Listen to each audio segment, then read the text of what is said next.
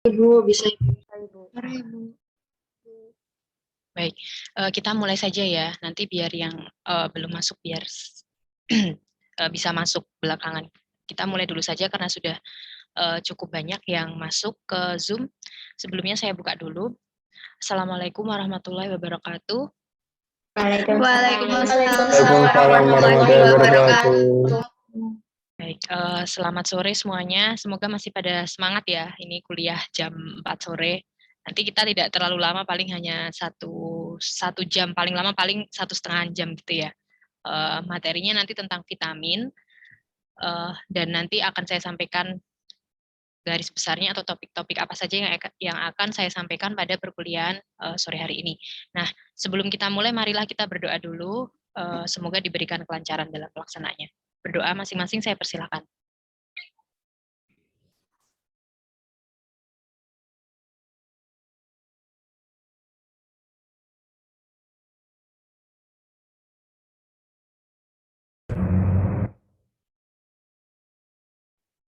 Baik, kita langsung masuk ke materinya saja ya, biar tidak terlalu lama nanti selesainya.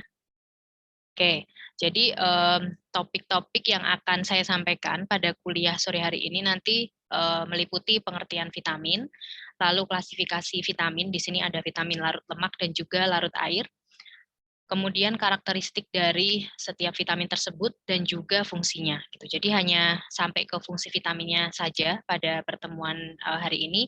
Nah, nanti untuk selanjutnya masih akan ada satu pertemuan lagi ya dengan dosen yang lain. Nah, nanti mungkin akan dibahas tentang efek kekurangan, kelebihan, berapa kebutuhan vitamin, dan lain sebagainya. Nah, tetapi pada sore hari ini nanti yang akan saya sampaikan hanya sampai pada fungsinya saja.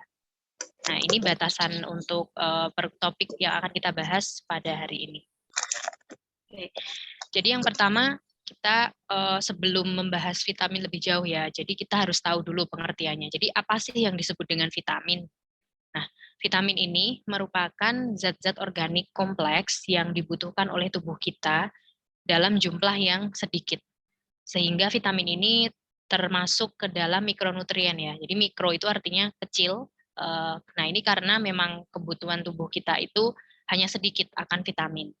Dan pada umumnya tidak bisa dibentuk oleh tubuh kita sendiri, sehingga pemenuhannya itu harus lewat makanan yang kita konsumsi sehari-hari. Kemudian vitamin ini secara umum adalah kelompok zat gizi pengatur pertumbuhan dan juga pemeliharaan kehidupan. Beberapa vitamin juga sifatnya mudah rusak oleh proses-proses penyimpanan yang terlalu lama maupun proses pengolahan yang melibatkan panas. Nah, untuk sejarahnya sendiri, konsep vitamin itu sudah lama ya munculnya, jadi sudah sejak tahun 1912. Nah, itu awalnya yang menemukan istilah vitamin ini adalah Kashmir Fang ya. Jadi Fang ini dia melakukan eksperimen menemukan zat yang ada di dalam dedak beras gitu. Nah, kemudian zat itu diberikan kepada orang yang menderita beri-beri dan ternyata sembuh. Nah, pada saat itu belum tahu itu zat itu apa gitu ya. Jadi Fang ini adalah penemunya karena zat ini dibutuhkan untuk proses kehidupan sehingga bisa disebut zat yang vital ya. Jadi vital itu kan artinya penting. Kemudian zat yang ditemukan itu dia mengandung unsur nitrogen di sini dalam bentuk gugus amin. Nah, dari situ Fang membuat istilah vitamin. Jadi awalnya vitamin itu dari kata-kata vital dan amin.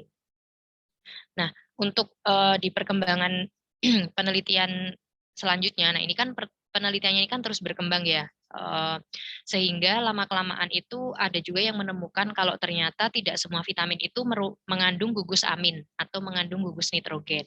Nah, tetapi karena sama Fang ini sudah terlanjur digunakan istilah vitamin gitu ya, dan sudah digunakan secara umum juga, sehingga istilahnya tetap tidak diubah, dan sampai sekarang kita tetap masih menggunakan istilah vitamin, walaupun tidak semua vitamin itu dia mengandung gugus amin. Nah, itu secara sejarah penemuan vitamin ya, dan konsepnya secara singkat. Kemudian dari mana vitamin ini bisa kita penuhi gitu ya untuk keperluan tubuh kita. Yang pertama tentu dari pencernaan, jadi dari asupan, dari makanan yang kita konsumsi sehari-hari. Karena sebagian vitamin itu asalnya itu adalah dari tumbuhan ya. Jadi dia itu merupakan proses sampingan hasil fotosintesis pada tumbuh-tumbuhan. Nah, sehingga sebagian besar vitamin ini kita bisa memperoleh melalui konsumsi makanan dari nabati.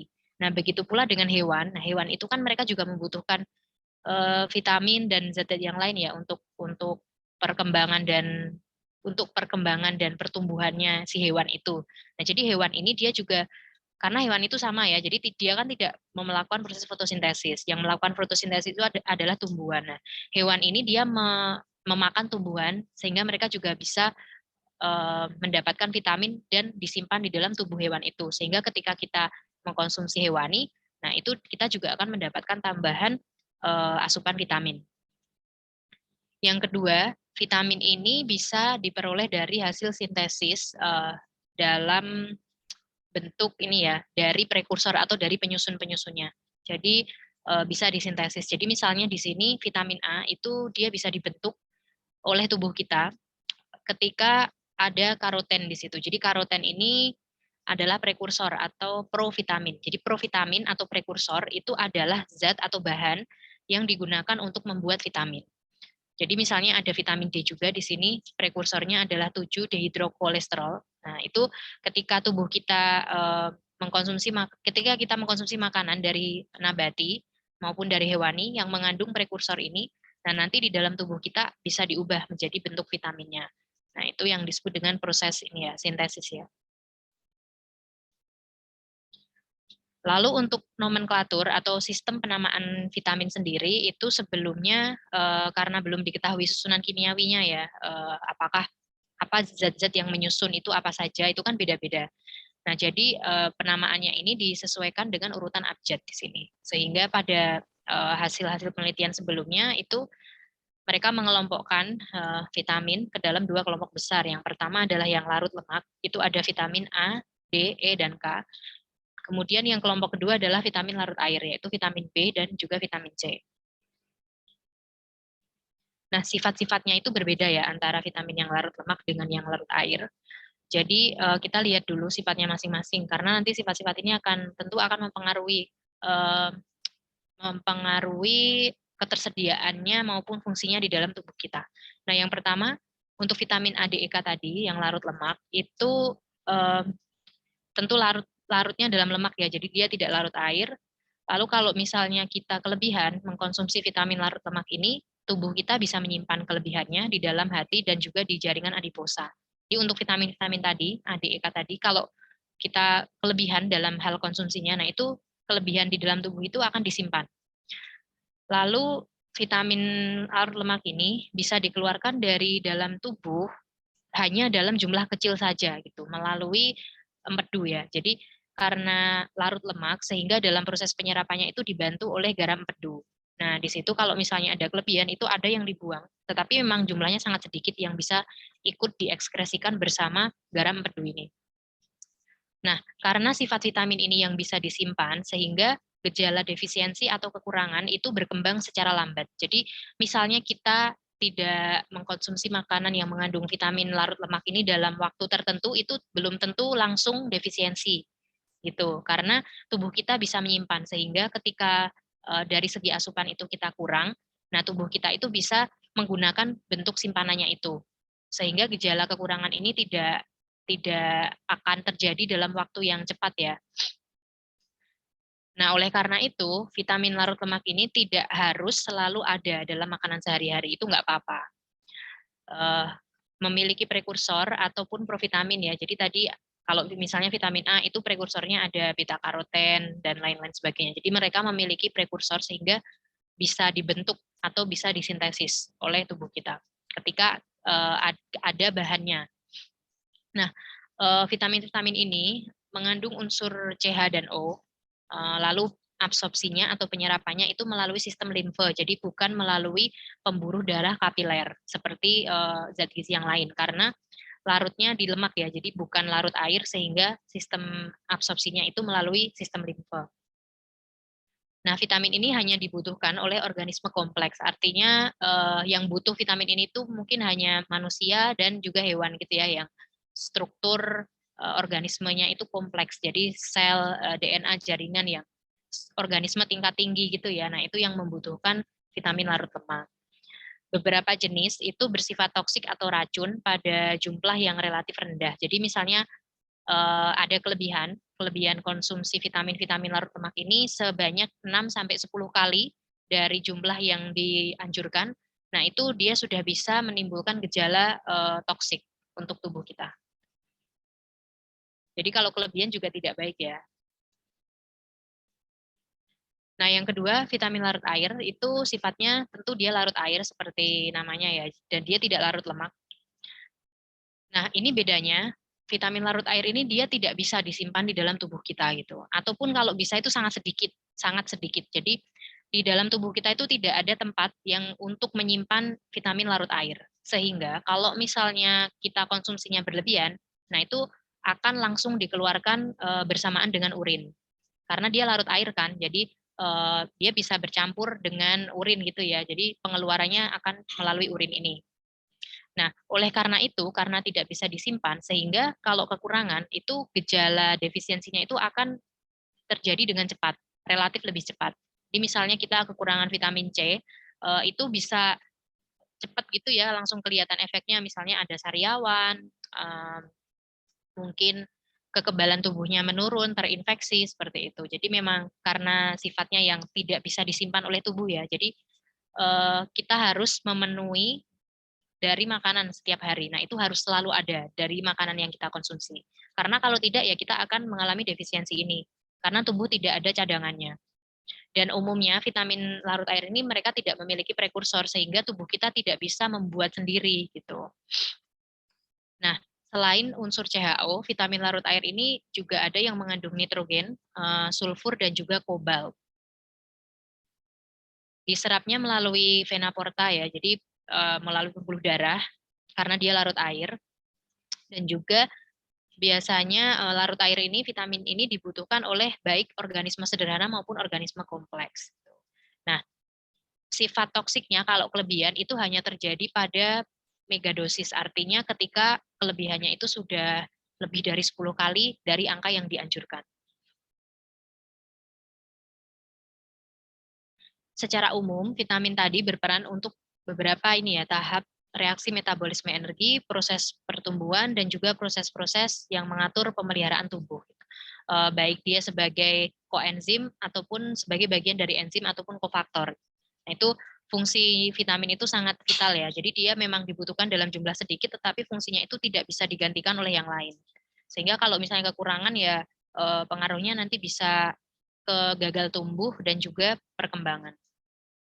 Oke, itu mungkin sifat-sifatnya ya secara umum untuk vitamin dua kelompok vitamin tersebut. Nah, ini kita lihat lebih detail satu-satu untuk kelompok vitamin-vitamin yang larut lemak dan juga larut air. Kita mulai dari yang larut lemak dulu.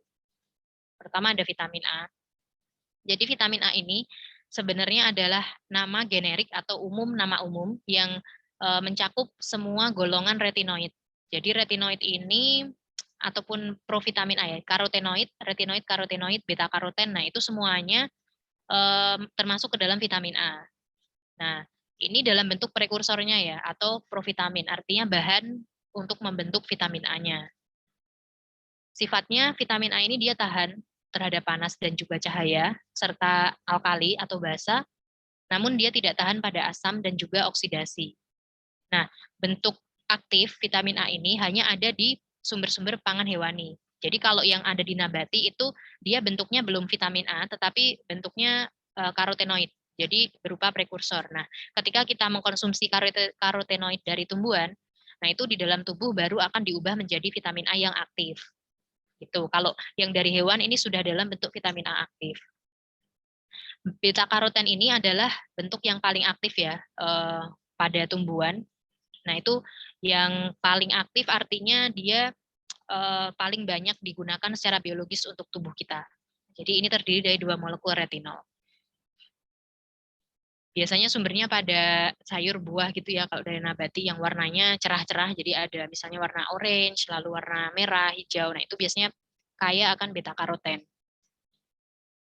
Nah, untuk fungsinya sendiri yang pertama untuk penglihatan. Jadi retinol itu akan diubah menjadi retinal dan nanti dia akan mengikat protein opsin untuk membentuk rodopsin. Jadi rodopsin ini adalah suatu zat yang ada pada sel rod pada retina mata kita. Fungsi dari rodopsin ini dia untuk penglihatan normal dalam kondisi cahaya kurang. Jadi kalau misalnya seseorang kekurangan vitamin A itu salah satu tandanya dia tidak bisa melihat dengan jelas pada kondisi pencahayaan yang kurang atau disebut rabun senja. Nah, itu fungsi vitamin A di situ karena dia membentuk rodopsin. Yang kedua, fungsi terkait diferensiasi sel ya. Jadi ini dalam bentuk asam retinoat itu dia berperan aktif pada kegiatan yang terjadi di dalam inti sel atau di dalam nukleus. Sehingga vitamin A ini juga berperan pada proses pengaturan gen yang berpengaruh dalam sintesis protein yang diperlukan oleh tubuh itu. Nah, diferensiasi kan maksudnya dia terjadi perubahan bentuk dan juga fungsi ya. Kalau misalnya kekurangan vitamin A, nah itu salah satu efeknya bisa terkait fungsi ini ya, terkait fungsi diferensiasi sel ini, dia bisa menghalangi fungsi sel itu untuk mengeluarkan mukus sel epitel ya biasanya untuk mengeluarkan mukus dan nanti akhirnya akan digantikan oleh sel epitel yang bersisik dan kering atau disebut keratinize. Nah, ini contohnya pada kasus keratinisasi pada konjungtiva mata. Nah, ini juga salah satu dampak kalau kekurangan vitamin A. Fungsi selanjutnya terkait dengan imunitas atau kekebalan tubuh. Jadi di sini kaitannya dengan peran vitamin A pada integritas sel epitel dalam melawan infeksi. Jadi kalau sel epitelnya itu integritasnya jelek, nah itu bisa dengan mudah diserang oleh kuman-kuman, bakteri ataupun virus ya yang bisa menyebabkan infeksi. Kalau misalnya integritasnya kuat, bagus, nah itu dia bisa menyaring istilahnya. Jadi bisa melawan infeksi gitu ya, bisa meningkatkan kekebalan tubuh seseorang. Nah, selain perannya di integritas sel, itu juga terkait dengan respon sel-sel yang berperan pada kekebalan tubuh. Jadi misalnya di sini ada limfosit B atau leukosit ya, dia termasuk leukosit yang berperan pada proses kekebalan tubuh dan respon antibodi. Jadi respon antibodi ini juga dipengaruhi oleh vitamin A tadi. Nah, itu fungsinya untuk terkait dengan kekebalan. Selanjutnya terkait pertumbuhan dan perkembangan. Kalau kita ngomongin pertumbuhan dan perkembangan, itu pasti tidak jauh-jauh dari perannya dia di dalam sintesis protein. Karena sintesis protein ini dia akan sangat mempengaruhi pertumbuhan sel di dalam tubuh gitu. Kemudian di sini juga ada kaitannya dengan perkembangan tulang yang membentuk email gigi. Lalu kalau kekurangan vitamin A ya nanti salah satu dampaknya di sini adalah pertumbuhan tulang yang terhambat dan juga bentuk yang tidak normal. Oke. Nah, selanjutnya vitamin A juga berfungsi pada sistem reproduksi ya. Jadi di sini dalam bentuk retinol, nah itu dia membantu dalam pembentukan sperma, pembentukan sel telur dan juga perkembangan janin. Nah, sehingga ketika seorang perempuan itu mengalami sedang hamil gitu ya, selama masa kehamilan itu kebutuhan vitamin A-nya dia meningkat dan lebih tinggi dari orang normal sehingga harus dipenuhi. Tuh. Karena vitamin A ini dia berperan pada embriogenesis ini ya, jadi pada perkembangan embrio pada wanita hamil, sehingga tentu saja kebutuhannya akan semakin tinggi kalau dibandingkan dengan kebutuhan orang normal. Ya, maksudnya bukan orang normal tapi orang yang tidak hamil. Nah, selain itu, vitamin A juga berfungsi dalam pembentukan eritrosit atau sel darah merah yang disebut hemopoiesis. Nah, di sini dia tidak bekerja sendiri, tetapi ada juga peran zat besi di situ. Jadi saling berinteraksi ya antara vitamin A dengan zat besi untuk membentuk sel darah merah. Sel darah merah kita itu kan ini ya, umurnya hanya pendek. Jadi dia setelah berapa kalau nggak salah 120 hari gitu, dia akan dirombak. Nah, nanti akan ada pembentukan sel-sel darah merah yang baru. Seperti itu terus ya siklusnya. Nah, itu ada vitamin A ini penting untuk hemopoiesis tersebut. Nah, mungkin itu ya untuk terkait fungsi pada vitamin A. Sekarang kita ke vitamin D. Jadi vitamin D ini dia nama generik dari bentuk D2 dan D3. Di sini kalau D2 disebut ergokalsiferol, kalau D3 disebut kolekalsiferol. Nah, ini kita bisa bedakan ya. Kalau ergo ini dari tumbuhan, kole ini dari hewan. Jadi sumbernya tadi dari hewan dan tumbuhan. Nah, kalau dari hewan itu dia dalam bentuk prekursor vitamin D yang disebut 7 dehidrokolesterol di sini. Kalau dari tumbuhan dia bentuknya ergosterol. Nah, vitamin D yang aktif itu disebut kalsiferol, itu bisa dibentuk atau disintesis oleh tubuh kita sendiri dengan bantuan sinar matahari gitu. Sehingga kadang tidak dianggap sebagai zat gizi yang esensial. Karena kita bisa membentuk, sebenarnya tubuh kita bisa membuat vitamin D sendiri tanpa harus dipenuhi dari makanan. Masalahnya adalah ketika tubuh kita tidak mendapatkan cukup sinar matahari, nah itu baru perlu dipenuhi dari makanan. Kemudian vitamin D ini juga cukup unik ya di dalam tubuh karena fungsinya itu mirip dengan hormon di situ. Nah,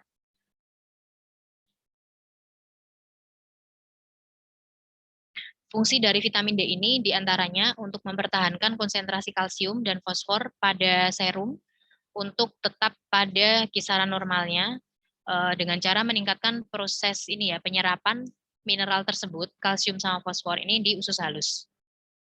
Jadi kalau misalnya kita kekurangan vitamin D, nah itu dampaknya nanti kita juga bisa mengalami defisiensi kalsium dan fosfor.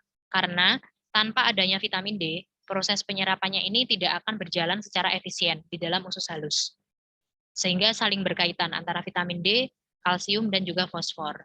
Selain itu, vitamin D juga membantu pembentukan tulang dan gigi, serta mencegah kehilangan asam amino melalui ginjal, sehingga persediaan asam amino itu akan mencukupi untuk sintesis protein di dalam tubuh. Selanjutnya ada vitamin E. Nah, vitamin E ini disebut juga dengan tokoferol. Vitamin E ini sifatnya dia tidak berbau, tidak berwarna, lalu bentuknya itu ada 4, jadi ada alfa tokoferol, beta tokoferol, gamma, dan delta. Nah, sedangkan kalau ini ya, ini ada tocotrienol juga, tetapi tocotrienol ini dia tidak banyak terdapat di alam dan kurang bisa dimanfaatkan oleh tubuh kita, sehingga tidak terlalu banyak manfaatnya ya, yang tocotrienol. Yang penting di sini adalah bentuk yang alfa. Jadi alfa tocoferol itu adalah bentuk vitamin E yang paling aktif. Fungsi vitamin E itu yang paling utama adalah di sini sebagai antioksidan ya, dan mencegah peroksidasi lipid. Nah, nanti akan saya bahas juga ini antioksidan ini apa. Dia sifatnya tahan panas, tahan asam, tidak tahan pada basa, tidak tahan sinar UV, dan juga oksigen. Nah, dia akan rusak kalau dia bersentuhan dengan minyak yang sudah tengik ya, atau ransit, yang sudah mengalami proses ransidity. Dia juga rusak ketika bersentuhan dengan timah dan besi. Tuh. Jadi kalau misalnya kita mengolah makanan, lalu alat yang buat masak itu terbuat dari besi maupun timah, nah itu ketika makanannya ini mengandung vitamin E, itu nanti akan rusak di situ. Jadi akan berkurang kadarnya. Nah, fungsi vitamin E tadi yang utama adalah sebagai antioksidan. Jadi antioksidan ini dia bisa menstabilkan radikal-radikal bebas ya yang ada gitu dengan cara memberikan gugus hidrogen dari gugus hidroksilnya pada struktur cincin radikal bebas. Jadi yang dimaksud radikal bebas itu adalah molekul-molekul reaktif yang bisa merusak sel, yang memiliki elektron tidak berpasangan di situ.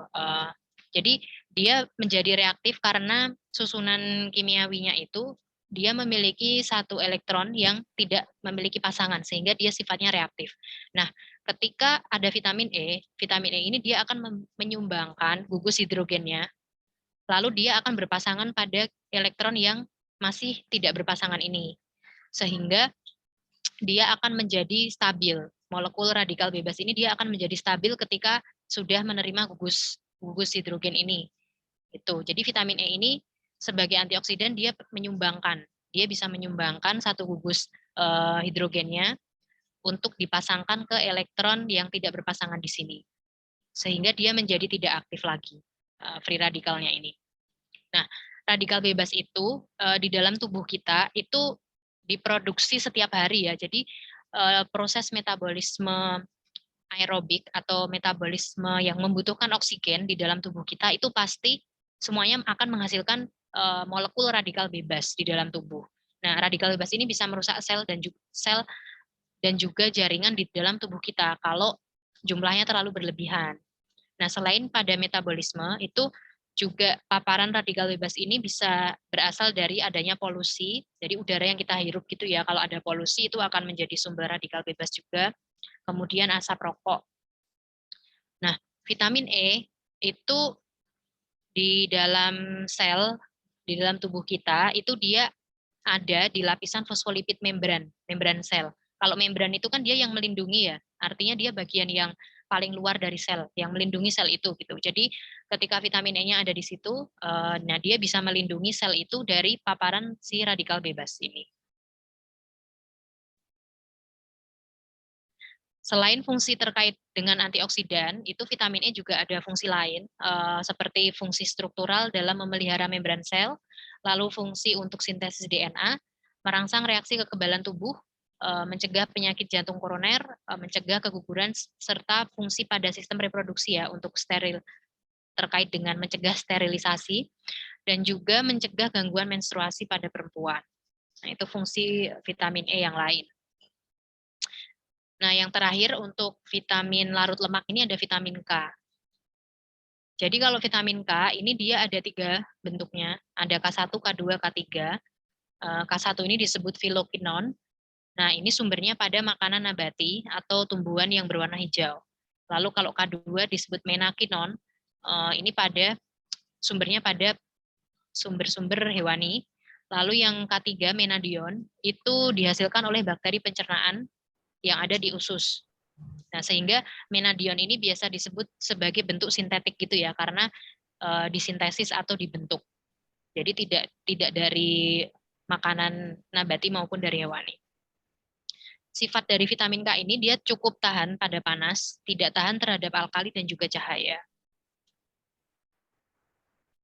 Nah, kalau vitamin K ini fungsinya dia sebagai koenzim ya, jadi sebagai bagian dari suatu enzim yang berperan pada sintesis jumlah protein yang proteinnya ini nanti dia akan berperan pada proses koagulasi atau pembekuan darah serta pada metabolisme tulang. Nah ini ya, jadi koenzimnya itu nanti dia perannya akan membentuk koagulasi protein faktor 2 atau protrombin ini dia berperan pada proses pembekuan darah, jadi nanti efeknya ke penyembuhan luka, perdarahan yang bisa berhenti dengan cepat gitu ya. Nah itu karena ada protrombin ini. Nah ini dibentuk salah satunya dari vitamin K di situ.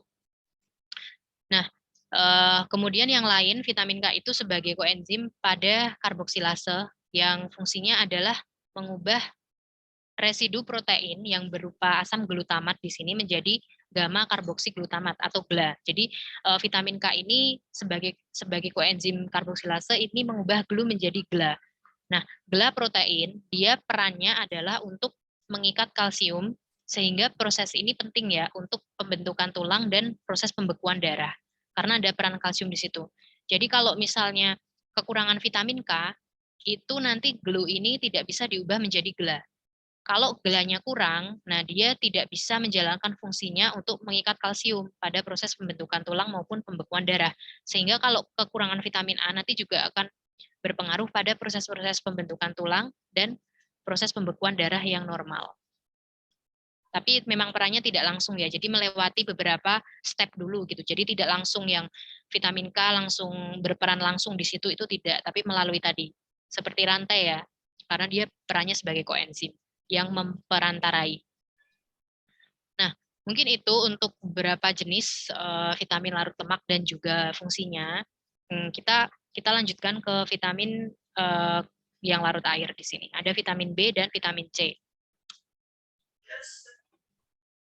Nah, kita ke vitamin C dulu ya, karena kalau vitamin B itu dia banyak nanti, jadi biar jadi satu membahasnya di belakang. Nah, vitamin C ini dia terdapat dalam 2 bentuk di alam. Jadi ada L-asam askorbat dan L-asam dehidroaskorbat. Bentuk yang aktif adalah yang asam askorbat, itu yang bisa digunakan oleh tubuh kita. Lalu vitamin C ini dia relatif tidak stabil gitu dibandingkan dengan vitamin yang lain. Vitamin C ini sangat mudah rusak. Pertama karena adanya oksidasi, jadi paparan sama oksigen gitu ya, dia akan rusak. lalu tentu dia akan rusak oleh adanya panas. Dan proses oksidasi ini dia akan semakin cepat merusak vitamin C kalau ada tembaga dan besi. Tuh, jadi misalnya kita mengolah makanan yang mengandung vitamin C, tapi alat makannya itu terbuat dari tembaga maupun besi. Nah, itu kalau besi tadi juga bisa merusak vitamin E ya. Nah, itu selain vitamin E juga dia bisa merusak vitamin C.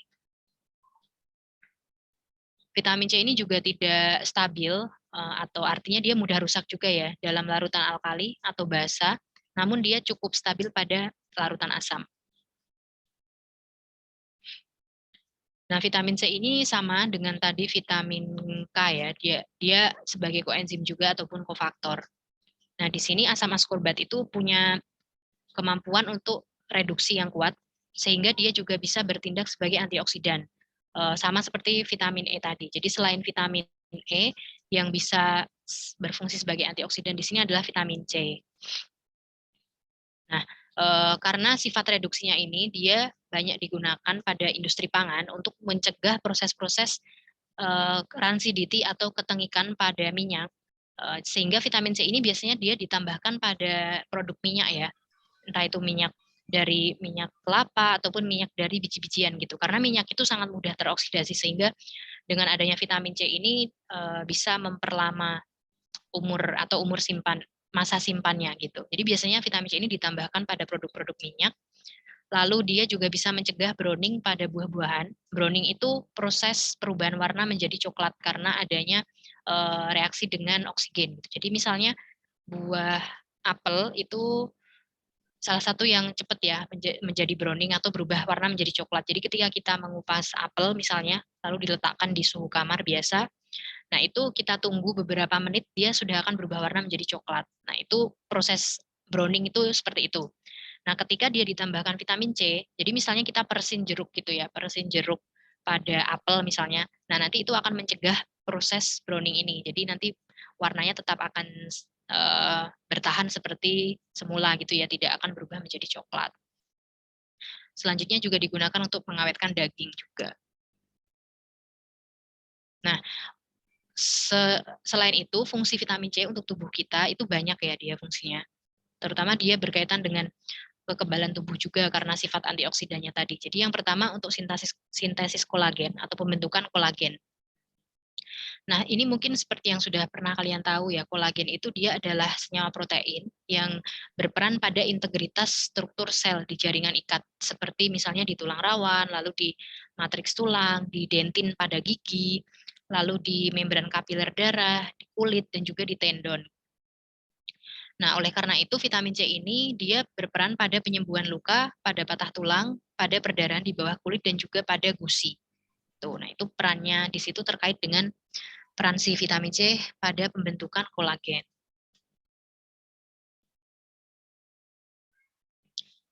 Fungsi lainnya ada di sini ada sintesis karnitin, noradrenalin, serotonin, ada absorpsi dan metabolisme zat besi ya atau Fe. Nah, ini memang berkaitan ya, saling berkaitan gitu antara vitamin C dengan Fe ini. Jadi kalau misalnya besi itu penyerapannya akan meningkat 4 kali lipat ketika di situ ada vitamin C juga. Karena vitamin C ini berperan pada transportasinya di dalam tubuh gitu. Jadi dia yang bisa memindahkan zat besi dari transferin di dalam plasma ke ferritin untuk dibawa ke hati. Kalau misalnya kita kekurangan vitamin C, nah itu nanti proses transportasi zat besi ini akan terganggu di dalam tubuh kita. Tuh. Sehingga pada orang-orang yang menderita anemia atau kadar hemoglobinnya rendah, itu salah satunya kan disebabkan karena kekurangan zat besi. Nah, biasanya untuk membantu penyembuhannya atau membantu meningkatkan kadar hemoglobinnya, itu selain kita rekomendasikan makanan-makanan ataupun suplemen zat besi, itu juga disertakan sumber-sumber vitamin C di menu makanannya. Karena vitamin C ini akan membantu proses penyerapan dan transportasinya. Itu. Kemudian selain Fe, vitamin C juga akan membantu pada proses penyerapan kalsium, sama dengan vitamin D tadi ya. Jadi memang saling berkaitan di sini. Dan juga bisa di sini vitamin C bisa meningkatkan kekebalan tubuh serta mencegah adanya infeksi. Ini terkait dengan fungsi imunitas vitamin C.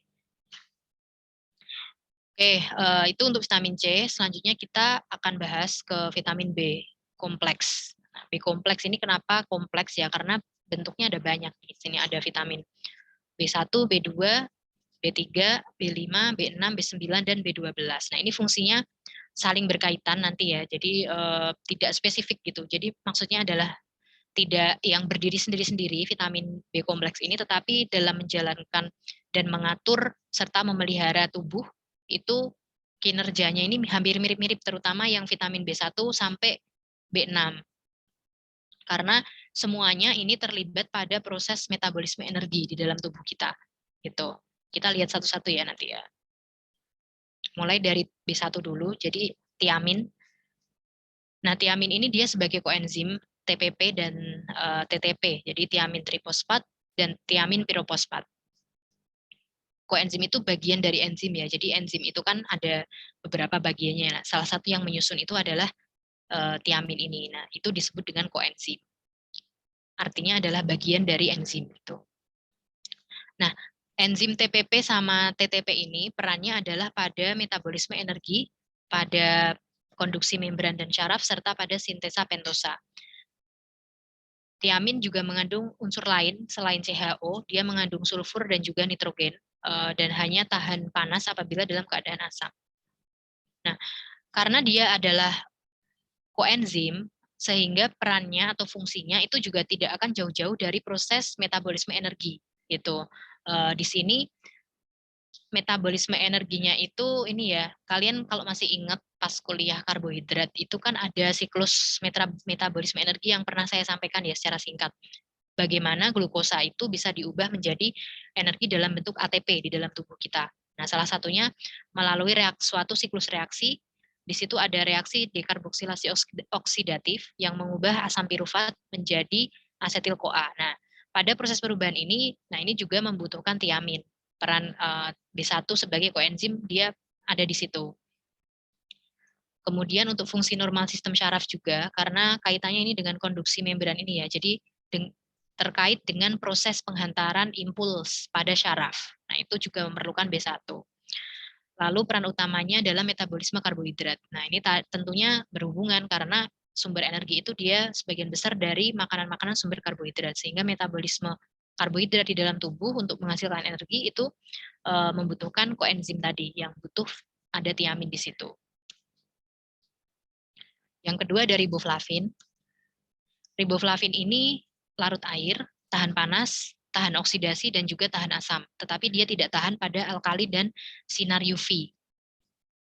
Fungsi utama sama sebagai koenzim, tetapi beda koenzimnya. Dia komponen koenzim FAD dan juga FMN di sini.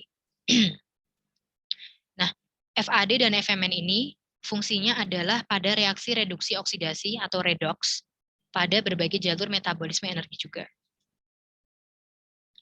Nah, untuk peran spesifiknya si riboflavin itu dia mengikat fosfat ya, dan menjadi bagian dari koenzim FAD dan FMN ini. Sistem transport elektron ini adalah salah satu jalur juga yang ada di dalam sistem metabolisme yang terjadi di dalam tubuh kita.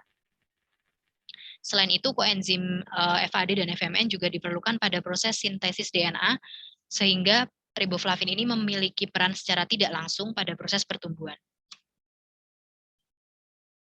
Nah, yang ketiga ada niacin. Ini sama juga, jadi niacin itu dia komponen koenzim juga, tetapi beda koenzimnya. Jadi namanya dia NAD dan NADP. Nikotinamid, adenin, dinukleotida, yang satunya adalah nikotinamid, adenin, dinukleotida fosfat. Jadi yang satu ada fosfatnya, yang satu tidak. Tuh. Bentuk dari niacin ini dia ada asam nikotinat dan nikotinamida. Kalau dibandingkan tiamin dia lebih stabil ya, jadi lebih dibandingkan yang vitamin B1 dan B2 tadi, dia lebih stabil, lebih tahan pada suhu tinggi, pada cahaya, asam, alkali, dan oksidasi. Nah, nikotinamidnya ini adalah bentuk aktifnya. Koenzim ini, NAD dan NADP ini, dia perannya adalah pada reaksi redoks juga, pada proses glikolisis, metabolisme protein, asam lemak, respirasi sel, dan detoksifikasi. Nah, ini fungsinya juga dalam sintesis glikogen ya. Jadi dalam tubuh kita itu kan ada perubahan glukosa menjadi glikogen untuk digunakan sebagai cadangan energi yang disimpan di hati dan di otot. Nah, pada proses pembentukan glikogen itu, di situ akan butuh adanya koenzim NAD ini. Sehingga kalau kita kekurangan vitamin-vitamin ini ya, vitamin B1, B2, B3, nah ini nanti efeknya adalah pada proses metabolisme energi yang terjadi di dalam tubuh kita. Selanjutnya ada pantotenat atau B5. Jadi B5 ini dia mengikat fosfor dan membentuk 4 fosfopantotein dan juga CoA atau koenzim A, yaitu bentuk aktif dari asam pantotenatnya. Tuh, jadi sifatnya di sini dia larut air, rasanya pahit, lebih stabil pada keadaan larut dibanding pada keadaan kering, lalu mudah terurai oleh asam dan juga alkali, dan dia panas, mudah terurai oleh asam, alkali, dan panas kering. Tuh. Fungsinya juga sebagai koenzim ya, di sini sebagai bagian dari koenzim A atau CoA, yang diperlukan juga pada reaksi metabolisme sel. Di sini adalah metabolisme karbohidrat dan juga lipid. CoA ini fungsi spesifiknya sebagai penerima gugus asetat untuk asam amino, dan juga untuk sintesis beberapa hormon, termasuk hormon steroid, sintesis kolesterol, fosfolipid, porfirin yang diperlukan pada proses sintesis hemoglobin. Nah, selanjutnya ada piridoksin atau B6. Ini bentuknya ada 3 macam, jadi ada yang dalam bentuk piridoksin, piridoksal, dan piridoksamin.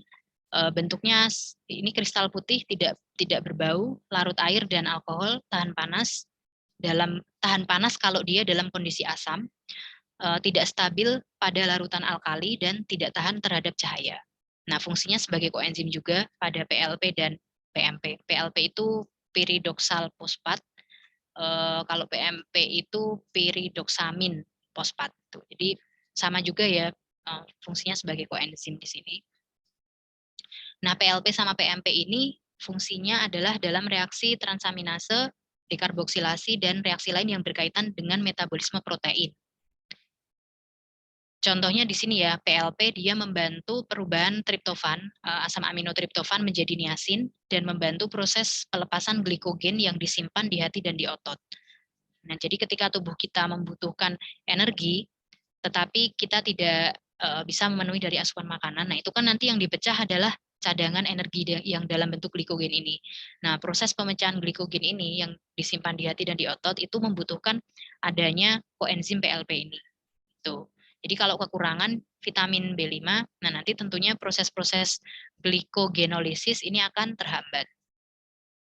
Fungsi lain adalah terkait dengan perubahan asam linoleat menjadi asam arakidonat, serta pembentukan sfingolipid dan mengatur sintesis pengantar saraf. Jadi di sini disebut GABA ya, sintesis pengantar saraf GABA.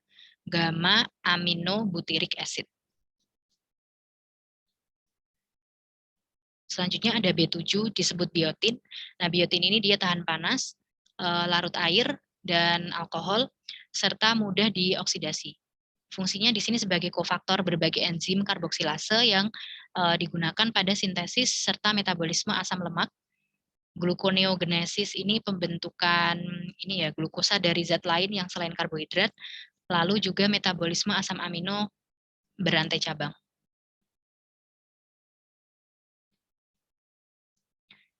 Nah, biotin ini dia juga erat kaitannya dengan asam folat, asam pantotenat atau B5, serta kobalamin atau vitamin B12 dalam menjalankan fungsi metabolismenya.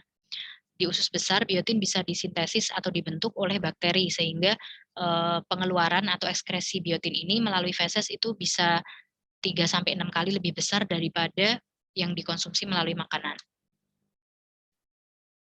Lalu yang selanjutnya ada asam folat ya di sini.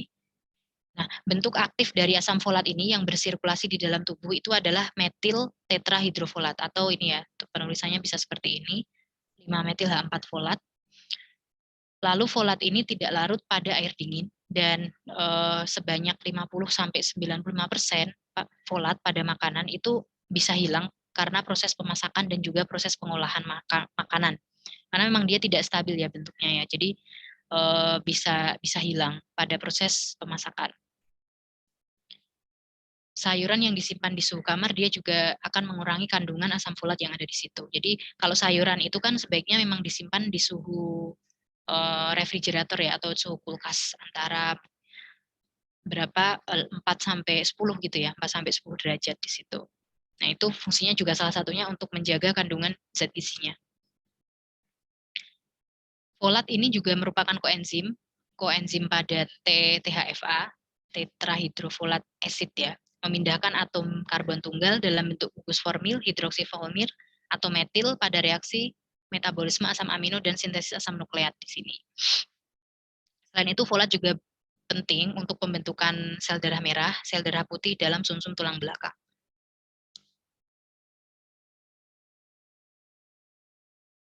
Nah, selanjutnya ada B12 atau disebut kobalamin. Nah, ini kenapa disebut kobalamin? Karena dia mengandung kobalt di situ, mengandung CO. Lalu bentuk utama dalam makanan itu dalam bentuk 5-deoksiadenosil kobalamin, metilkobalamin, dan hidroksikobalamin. Bentuknya kristal merah larut air, dia rusak oleh asam encer, alkali, cahaya, bahan pengoksidasi, dan juga reduksi atau reaksi redoks. Fungsinya dia kobalamin ini akan mengubah folat menjadi bentuk aktifnya, tetrahydrofolat tadi ya. Jadi kalau misalnya tidak ada B12, nah itu sama saja tubuh kita tidak bisa menggunakan asam folat tadi dalam bentuk yang non-aktifnya gitu. Jadi dia harus diaktifkan dulu oleh kobalamin supaya bisa digunakan oleh tubuh kita. Sebagai kofaktor metionin sintetase dan metilmalonil CoA mutase. Nah, ini kalau misalnya kekurangan, ini nanti hubungannya dengan anemia, kejadian anemia megaloblastik. Oke, nah itu vitamin B kompleks ya. Tadi kalian bisa lihat kalau fungsinya di situ lebih banyak terkait ke metabolisme energi, dan fungsinya itu memang mirip-mirip. Jadi sebagian besar itu perannya sebagai koenzim, gitu. Beberapa koenzim itu dia bekerja sebagai fasilitator reaksi-reaksi pelepasan energi di dalam tubuh, sedangkan yang lainnya perannya pada pembentukan sel-sel baru di dalam tubuh kita yang diperlukan untuk mengangkut oksigen dan juga zat gizi yang memungkinkan jalur energi itu terus berjalan dengan normal. Gitu. Oke, mungkin itu ya materi untuk vitamin larut lemak larut air sampai ke fungsinya. Nah, sampai di sini ada yang ingin bertanya? Ibu, maaf saya izin bertanya. Ya, silakan Hanafia.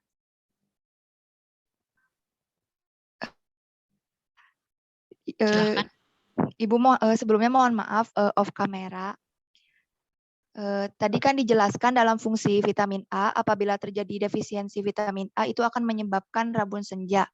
Nah, apabila seseorang yang telah terkena rabun senja kemudian dia mencoba memenuhi kebutuhan vitamin A-nya, apakah fungsi penglihatannya akan kembali normal? Terima kasih. Baik, terkait dengan vitamin A ya, kalau misalnya seseorang mengalami rabun senja, itu dia masih bisa sembuh dengan mengkonsumsi vitamin A secara rutin dan sampai pada tahapan dia tidak kekurangan lagi. Jadi memang bisa sembuh deh kalau rabun senja itu bisa disembuhkan dengan mengkonsumsi vitamin A sehingga kadarnya cukup gitu.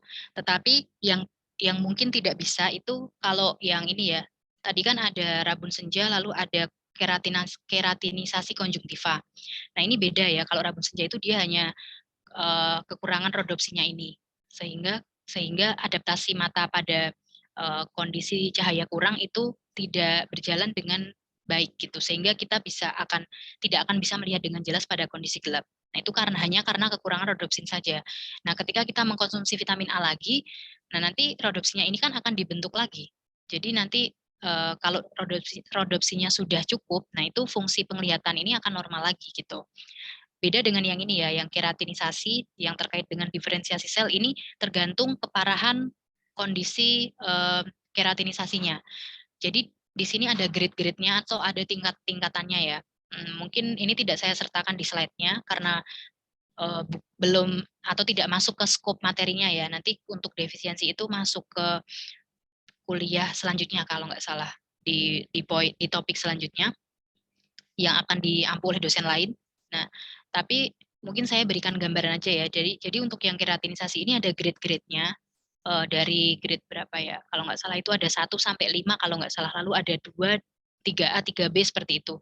Nah, semakin tinggi grade-nya itu menunjukkan tingkat keparahan yang semakin parah juga. Kalau misalnya dia masih grade 1, 2 kalau nggak salah ya, saya tidak terlalu ingat grade-grade-nya itu, tetapi pada grade tertentu dia bisa kembali normal dengan adanya konsumsi atau suplementasi vitamin A yang cukup. Tetapi kalau dia sudah melewati grade tertentu, nah itu walaupun diberikan vitamin A dia tidak akan bisa pulih normal lagi gitu. Tapi kalau rabun senja bisa. Baik Ibu, terima kasih. Oke, ada yang ingin ditanyakan lagi? Yang lain? Ibu, saya izin bertanya. Ya, silakan Diva. Tadi waktu di awal kan Ibu sempat menjelaskan bahwa hewan juga perlu vitamin ya Bu ya, kayak misalnya nih hewan ini makan tumbuh-tumbuhan, nah dari situ mereka dapat vitamin. Nah kalau misalnya sekarang hewan tersebut misalkan diternak, misalnya ayam nih Bu, ternak. Terus kan banyak banget yang ternak ayam tuh kayak disuntik biar jadi gendut gitu ayamnya. Nah itu tuh sebenarnya mempengaruhi nggak sih vitamin yang ada di dalam si hewan tersebut, dan nantinya kita juga akan mengkonsumsi ayam tersebut. Oke, tentu saja mempengaruhi ya, Dek ya. Jadi kalau misalnya ayam peternak gitu yang pemeliharaannya atau atau yang cara membesarkannya itu dengan penggemukan ya, proses penggemukan, artinya dia diberikan makanan khusus, disuntik gitu ya. Itu biasanya yang disuntikkan dia hormon ya. Jadi biar ayam ini bisa menghasilkan daging yang lebih banyak. Nah, itu tentu berbeda kandungan vitaminnya dengan ayam yang dibiarkan makan makanan, mencari makan sendiri gitu. Jadi bukan yang ayam peternak, ayam Jawa ya. Kalau ayam Jawa itu kan dia dibiarkan berkeliaran. Jadi dia makanannya juga mencari sendiri gitu. Kadang kalau orang desa yang memelihara ayam, nah dia diberikan makan, misalnya diberikan beras atau yang lain seperti itu. Itu tentu saja akan mempengaruhi kandungan vitamin yang ada di dagingnya itu. Lalu mungkin jadi ini ya, mungkin kalau kita lihat di pasaran juga harganya akan beda juga kan kalau yang ayam peternak dengan ayam Jawa. Ataupun misalnya telur aja deh, telur yang telur dari peternak dengan telur ayam Jawa itu kan beda harganya. Yang Jawa itu pasti lebih mahal. Nah, itu karena kandungan vitaminnya di situ pasti berbeda. Jadi kalau yang sudah disuntik dan lain-lain itu sudah tidak ini ya.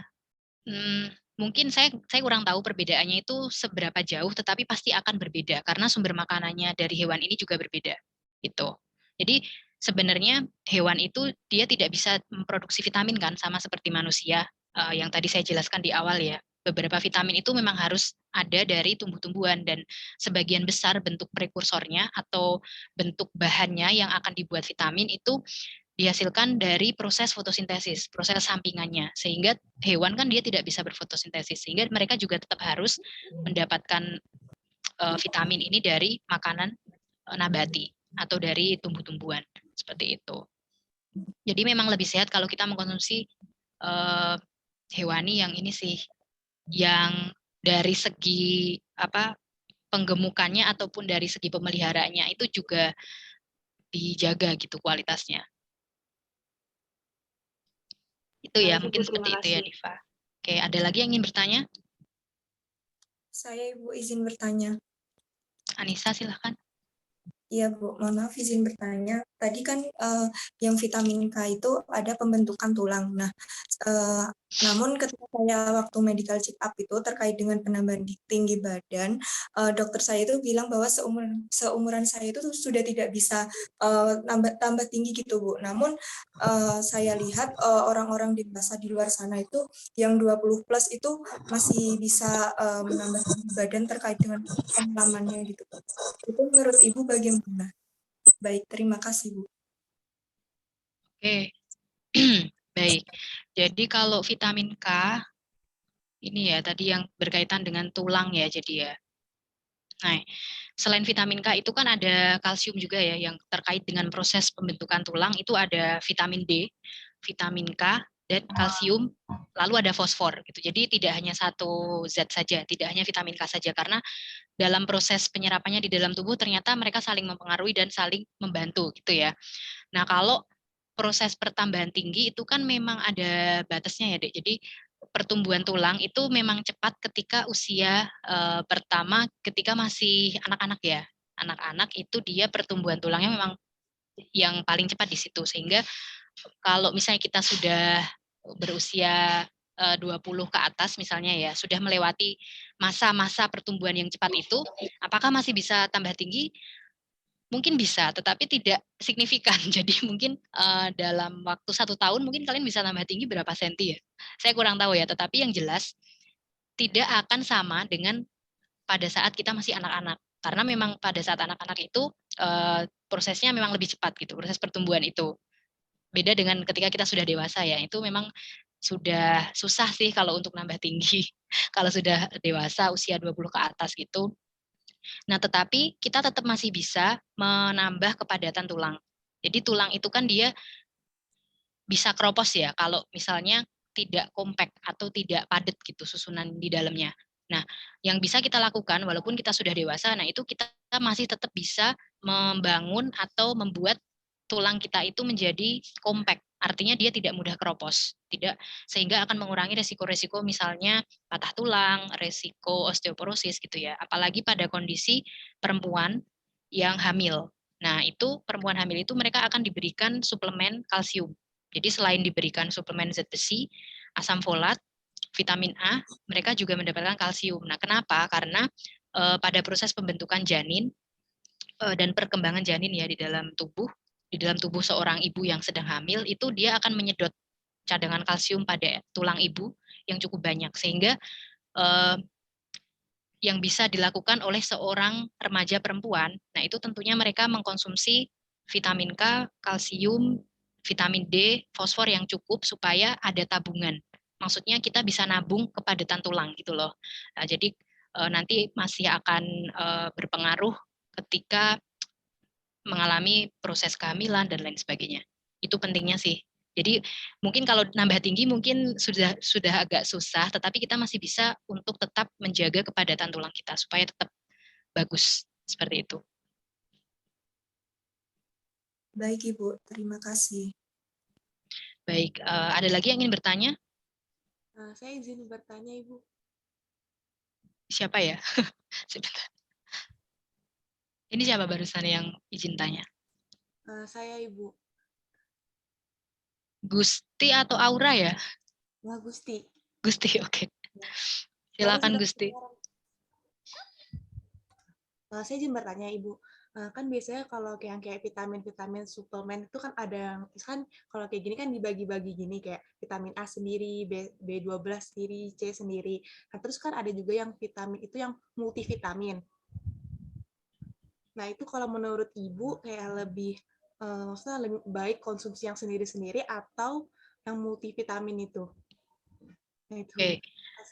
Sebenarnya nggak masalah sih mau kita konsumsi suplemen dalam yang dia sediaannya itu dalam bentuk vitamin tunggal saja, misalnya vitamin C saja gitu ya, ataupun multivitamin itu tidak masalah sih menurut saya, itu sama-sama akan bisa digunakan oleh tubuh kita. Karena kenapa kalau pabrik-pabrik obat misalnya ya, yang mereka memproduksi multivitamin itu dijadikan satu, dari banyak vitamin dijadikan satu, nah itu mungkin pertimbangannya yang pertama adalah dari segi cost atau harga dalam packaging vitaminnya itu loh Dek. Jadi pada proses pembuatan itu kan kalau itu untuk tujuan komersial kan pasti diperhitungkan ya cost untuk packaging, untuk bentuk sediaannya seperti apa itu akan dipertimbangkan gitu oleh yang memproduksi sehingga mungkin itu juga salah satu alasan untuk dibuat satu kemasan itu sudah multivitamin dan tidak ada masalah juga di situ karena kalau multivitamin itu kan tetap ada komposisinya di situ misalnya vitamin B kompleks lalu ada vitamin C gitu ya lalu di situ ada mineralnya juga biasanya ada zinc ada vitamin ada mineral ada asam folatnya juga dijadikan satu itu kita tetap bisa tahu kandungannya itu berapa miligram masing-masing vitamin jadi kita kan tahu kebutuhan tubuh kita berapa ya, jadi tinggal disesuaikan kalau kita mengkonsumsi vitamin dalam bentuk sediaan yang tunggal yang vitamin C saja misalnya. Nah, itu nanti tetap bisa diperkirakan apakah itu sesuai dengan kebutuhan tubuh kita atau tidak. Jadi kalau menurut saya tidak ada masalah kalian mau mengkonsumsi yang mana saja. Gitu. Oh, gitu. Makasih, Ibu. Oke, ada lagi yang ingin bertanya? Bu, saya izin bertanya. Ya, silakan Ulia ya. Iya. Oke. Jadi kan silakan. salah satu fungsi vitamin C itu mencegah browning atau pencoklatan gitu. Jadi apa efek browning pada buah dan sayur? Kenapa harus dicegah pencoklatan pada bahan makanan tersebut? Itu toh apakah berpengaruh terhadap kandungan pada bahan makanannya itu? Terima kasih. Oke. Jadi kalau browning tadi sebenarnya nggak terlalu ngaruh ke kandungan zat gizi bahan makanannya, tetapi dia ngaruh ke penampilan. Jadi kalau misalnya buah aja ya, buah apel gitu, yang sudah browning itu kan jadi tampilannya tidak menarik kan ya. Kita aja kalau misalnya disuruh milih pasti milih yang warnanya masih putih dibandingkan dengan disediakan apel yang misalnya sudah berwarna coklat.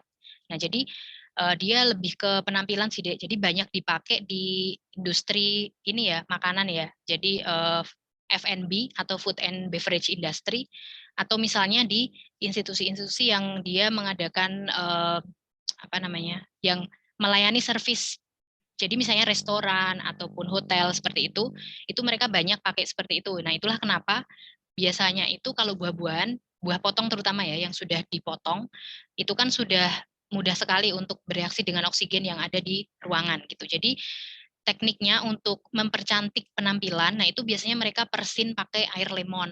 Nah itu salah satu fungsinya tadi untuk mencegah perubahan warna pada buah. Jadi lebih ke nilai estetiknya aja sih di sini, sama menjaga penampilan dari makanannya supaya tetap menarik gitu. Kalau dari zat gizinya tidak terlalu banyak masalah sebenarnya. Bu, tanya satu lagi. Ya silakan. Kan tadi ada pengaruh suhu terhadap vitamin itu, kalau ada vitamin apa itu yang bisa rusak kalau dipanasin. Apakah semua vitamin itu dapat rusak kalau suhunya panas atau dingin? Terus apa saja hal-hal yang dapat merusak kandungan dari vitamin-vitamin itu? Terima kasih.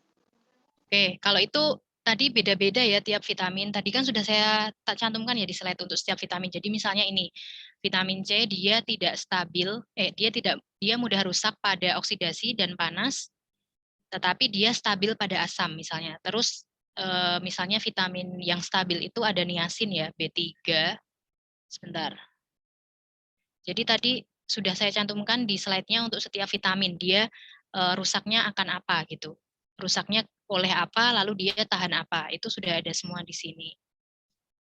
Nah, contohnya kalau B3, dia lebih tahan dibanding B1 dan B2. Dia tahan pada suhu tinggi, berarti artinya B3 itu tahan terhadap panas di sini. Dia tidak akan rusak oleh adanya panas, kalau yang B3. Tetapi yang vitamin C tadi dia iya. Jadi gitu ya. Kalian nanti bisa baca di setiap slide-nya untuk vitamin-vitamin apa yang dia rusak oleh panas. Salah satunya vitamin C dan vitamin E. Nah, dia akan rusak oleh panas. Sehingga cara mengatasinya tentu saja dengan menyesuaikan gitu, menyesuaikan dari sifat vitamin ini. Jadi ketika dia tidak tahan terhadap panas, ya kita jangan menggunakan panas ketika ingin menjaga kadar vitamin-vitamin tersebut pada makanan. Gitu. Jadi lebih ke menyesuaikan di proses pengolahannya, Dek. Jadi tadi ada yang dia tidak tahan pada atau dia rusak pada kontak dengan tembaga dan besi misalnya ya. Ya, solusinya adalah kita gunakan bahan untuk memasak itu yang tidak terbuat dari tembaga maupun besi. Jadi bisa pakai yang dari aluminium misalnya atau yang lain. Cara mengatasinya seperti itu, disesuaikan di proses pemasakan atau pengolahan makanannya supaya vitamin-vitamin ini dia tidak hilang selama pemasakan. Mungkin gitu ya. Satu lagi ya, Bu. Oke, sebentar. Mungkin 5 menit lagi kita ya, 5 menit lagi waktunya. Ya, silakan. Itu kenapa kok nggak ada nama vitamin B4, B8, sama B10? Saya sudah menduga, pasti akan ada tanya yang begini. Tapi saya juga tidak tahu soalnya jawabannya. Kenapa tidak ada B4, B8, B10 ya? Saya tidak tahu, jujur saya tidak tahu kenapa nomenklaturnya dulu loncat gitu.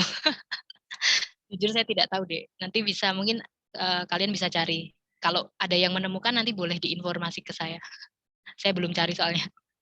Jadi memang dari itu kan nomenklaturnya sudah ditentukan dari awal ya.